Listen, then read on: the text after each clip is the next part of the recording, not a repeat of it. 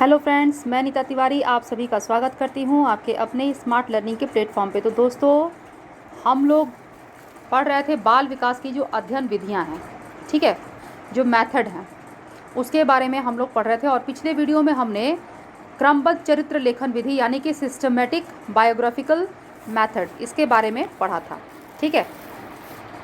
आज के वीडियो में हम निरीक्षण विधि यानी कि ऑब्जर्वेशन मेथड, जो कि बहुत ही इंपॉर्टेंट मेथड है, ठीक है, बाल विकास की जो अध्ययन विधि है इसमें सबसे एक इम्पॉर्टेंट है ये, तो इसके बारे में हम पढ़ेंगे निरीक्षण विधि, ठीक है। चलिए शुरू करते हैं। देखिए, इस विधि का उपयोग छोटे बच्चों और शिशुओं की समस्याओं के समाधान के लिए किया जाता है, ठीक है। बाल मनोविज्ञान की समस्याओं के अध्ययन में इस विधि का सर्वप्रथम उपयोग जर्मनी में हुआ, ठीक है। इस विधि का जो उपयोग है, जो निरीक्षण विधि है, इसका उपयोग अक्सर छोटे बच्चों और शिशुओं की समस्याओं के समाधान के लिए किया जाता है। और इसका जो सर्वप्रथम उपयोग हुआ वो कहाँ हुआ? जर्मनी में हुआ, ठीक है। इसका सर्वप्रथम उपयोग जर्मनी में हुआ, ठीक है। चलिए आगे देखते हैं। अब देखिए इसमें क्या होता है कि इनके द्वारा सिर्फ निरीक्षक जो होता है वो बालक को इस विधि में, यानी कि जो निरीक्षण विधि है इसमें निरीक्षक जो होता है वो बालक को देखते हैं, ठीक है, बालक निरीक्षक को नहीं, ठीक है। निरीक्षण विधि में इस प्रकार एक तरफा दिखाई देने वाले कैमरे का उपयोग निरीक्षण कक्ष में किया जाता है, ठीक है। अब देखिए निरीक्षण विधि के पद यानी कि स्टेप्स ऑफ ऑब्जर्वेशन मेथड, क्या क्या स्टेप है, ठीक है। तो सबसे पहले उपयुक्त योजना, सबसे पहले आपको निरीक्षण करना है, किसका करना है, ठीक है, इसके बारे में सबसे पहले तो एक उपयुक्त योजना होनी चाहिए आपके पास, ठीक है।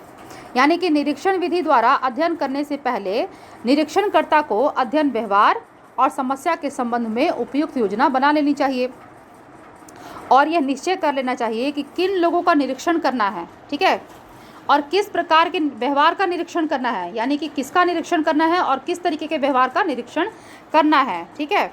निरीक्षण के लिए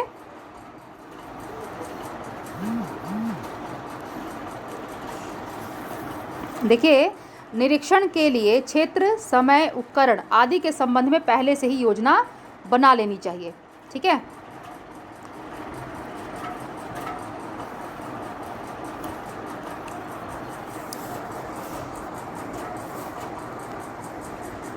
देखिए, निरीक्षण के लिए क्षेत्र, समय और उपकरण, ठीक है, इन सभी के लिए पहले से ही योजना बना लेनी चाहिए, ठीक है। पहले योजना बना लेने से क्या होता है, यह सुनियोजित हो जाता है और इससे क्या होता है, शुद्ध जो आंकड़े हैं उसके संकलन में सहायता मिलती है, ठीक है। शुद्ध आकलन है, ठीक है, यहाँ पर जो उसके शुद्ध जो आंकड़े होंगे उनको संकलन करने में इससे सहायता मिलती है अगर आपने पहले से ही उपयुक्त योजना बना रखी होगी, ठीक है। दूसरा है हमारा इसमें व्यवहार का निरीक्षण, व्यवहार का निरीक्षण, ठीक है। अब देखिए इसमें क्या है कि निरीक्षण करते समय निरीक्षणकर्ता व्यवहार के उन पक्षों का निरीक्षण अधिक ध्यान से करता है जो उसकी अध्ययन समस्या से संबंधित है, यानी कि जिस व्यवहार का निरीक्षण करना है, ठीक है, एवं पूर्व योजना के अनुसार है, यानी कि जिसकी योजना उसने पहले से ही, जैसे हमने पढ़ा ना अभी कि उपयुक्त योजना बनानी पड़ेगी कि किस तरीके के व्यवहार का जो है निरीक्षण करना है, तो पूर्व योजना के अनुसार है। वह निरीक्षणों के साथ साथ विभिन्न उपकरणों की सहायता से व्यवहार को नोट करता है। जितने भी निरीक्षण के साथ साथ में, ऑब्जर्वेशन के साथ साथ में जो टूल्स हैं, जो उपकरण हैं, उनकी भी सहायता से वो जो व्यवहार होता है उसको वो निरीक्षणकर्ता जो है नोट करते चलता है, ठीक है। चलिए आगे देख लेते हैं, एक सेकेंड। हाँ, यहाँ देखिए ये व्यवहार का निरीक्षण आई थिंक मैंने आप लोगों को पढ़ा दिया।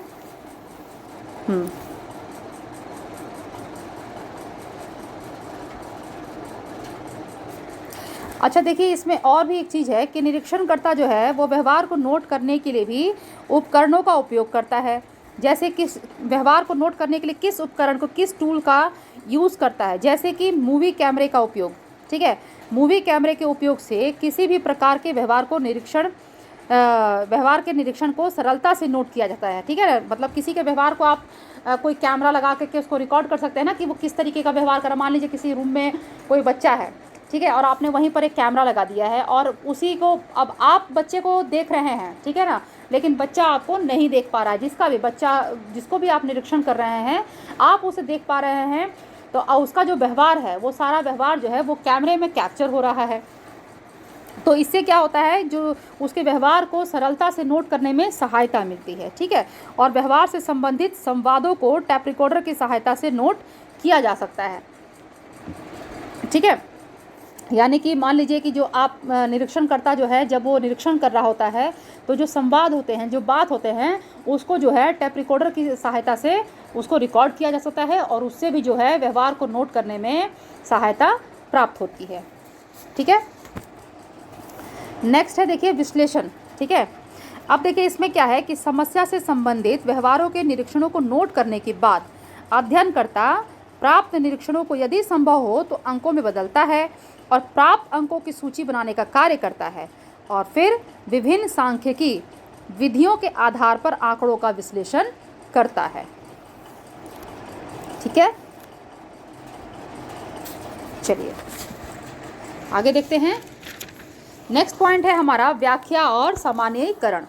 ठीक है, अब इसमें क्या होता है, इसमें देखिए निरीक्षण व्यवहार का विश्लेषण करने के पश्चात व्यवहार की व्याख्या की जाती है, यानी कि पूरा उसको एक्सप्लेन किया जाता है, और यदि संभव हो तो व्यवहार की व्याख्या विभिन्न सिद्धांतों के आधार पर की जाती है, अथवा व्यवहार के कारणों पर प्रकाश डालने का प्रयास किया जाता है, यानी कि किस तरीके का व्यवहार जो है वो क्यों हो रहा है, क्या उसका कारण है, इस पर भी प्रकाश डालने का प्रयास किया जाता है।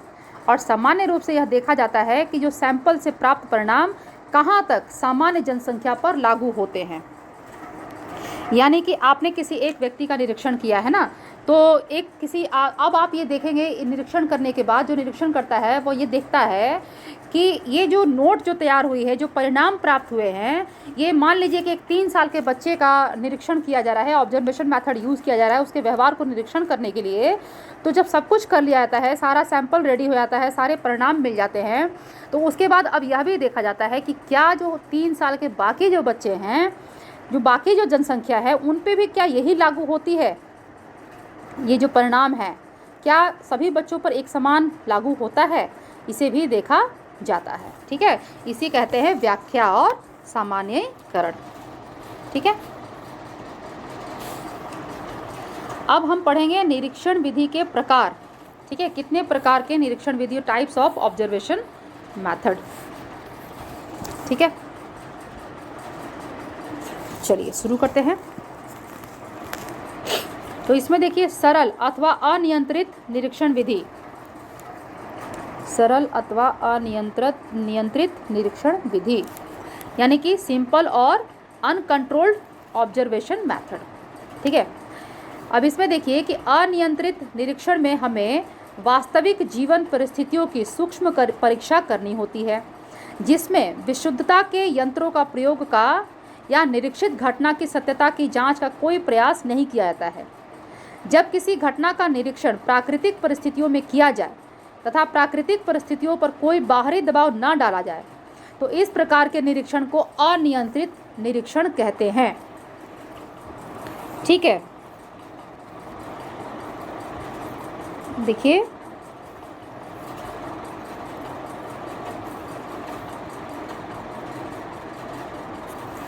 समझिएगा कि जब किसी घटना का निरीक्षण प्राकृतिक परिस्थितियों में किया जाए, ठीक है, तथा प्राकृतिक परिस्थितियों पर कोई बाहरी दबाव न डाला जाए, तो इस प्रकार के निरीक्षण को अनियंत्रित निरीक्षण कहते हैं। ठीक है, दूसरा है व्यवस्थित अथवा नियंत्रित निरीक्षण विधि। ठीक है, अब इसमें क्या होता है तो इसमें जब निरीक्षणकर्ता और घटना दोनों पर नियंत्रण करके अध्ययन किया जाए, यानी कि जो निरीक्षण करता है और जो घटना है उन दोनों पर ही नियंत्रण करके अध्ययन किया जाए, तो इस प्रकार की निरीक्षण विधि को व्यवस्थित निरीक्षण विधि कहते हैं, यानी कि सिस्टमेटिक और कंट्रोल्ड ऑब्जर्वेशन मेथड। ठीक है, जब निरीक्षणकर्ता और घटना दोनों पर ही नियंत्रण हो और उसके द्वारा उससे अध्ययन किया जाए, नियंत्रण करके किया जाए, कंट्रोल करके, ठीक है, दोनों पर नियंत्रण करके अध्ययन किया जाए, तो इस प्रकार की निरीक्षण विधि को व्यवस्थित निरीक्षण विधि कहते हैं।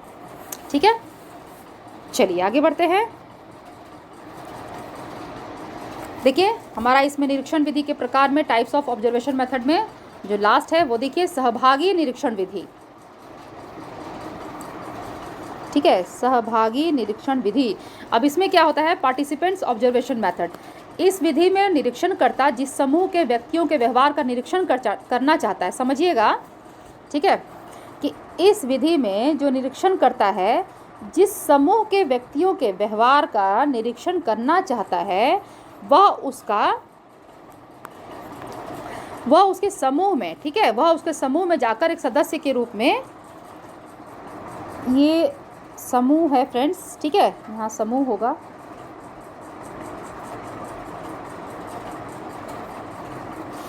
तो वह उसके समूह में जाकर एक सदस्य के रूप में घुल मिल जाता है। यानी कि जिस भी समूह का निरीक्षण करना है, ठीक है, जिन व्यक्तियों के समूह का निरीक्षण करना है, तो निरीक्षणकर्ता पहले क्या करता है कि उस समूह में जाकर उन लोगों के साथ घुल मिल जाता है और फिर उनके व्यवहार का अध्ययन करता है।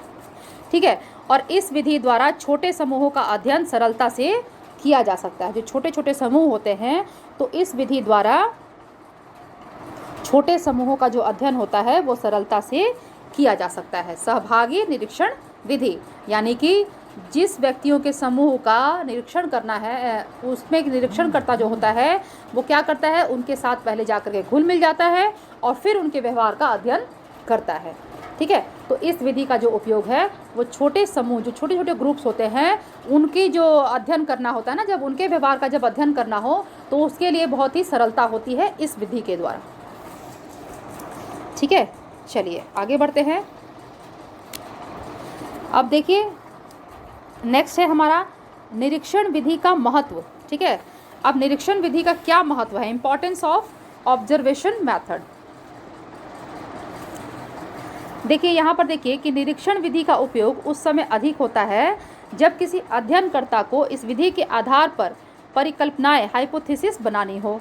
ठीक है,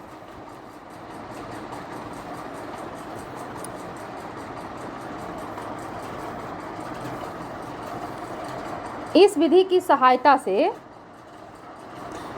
पारस्परिक संबंधों का अध्ययन करना सरल होता है। ठीक है, अन्य विधियों की अपेक्षा यह एक सरल विधि है। ये विधि है अन्य विधियों, ठीक है,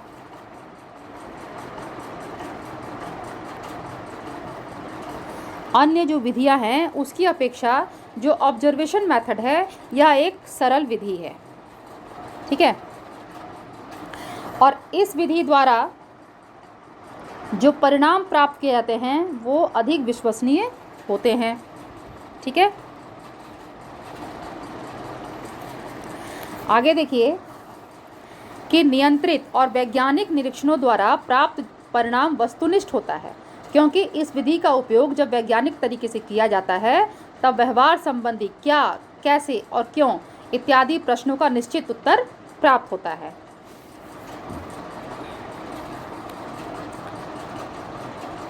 और लास्ट में देखिए कि इस विधि में समस्याओं का अध्ययन वैज्ञानिक निरीक्षणों द्वारा किया जाता है, जिसके कारण प्राप्त परिणाम जो होते हैं वो विश्वसनीय होते हैं, शुद्ध होते हैं और सार्वभौमिक होते हैं।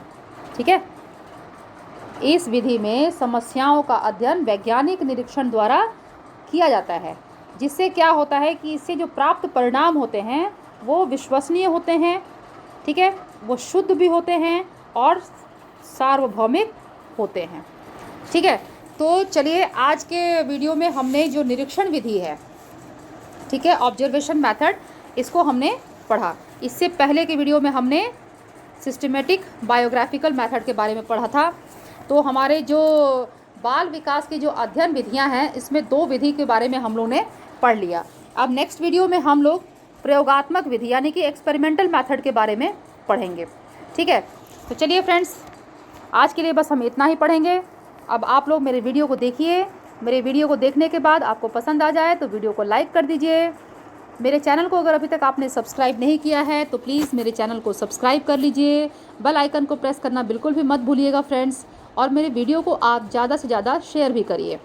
ठीक है, चलिए फिर हम नेक्स्ट वीडियो मिलेंगे। तब तक आप लोग अपना ख्याल रखिए, पढ़ते रहिए, खुश रहिए, मुस्कुराते रहिए। हम फिर मिलेंगे अगले वीडियो में। तब तक के लिए बाय बाय।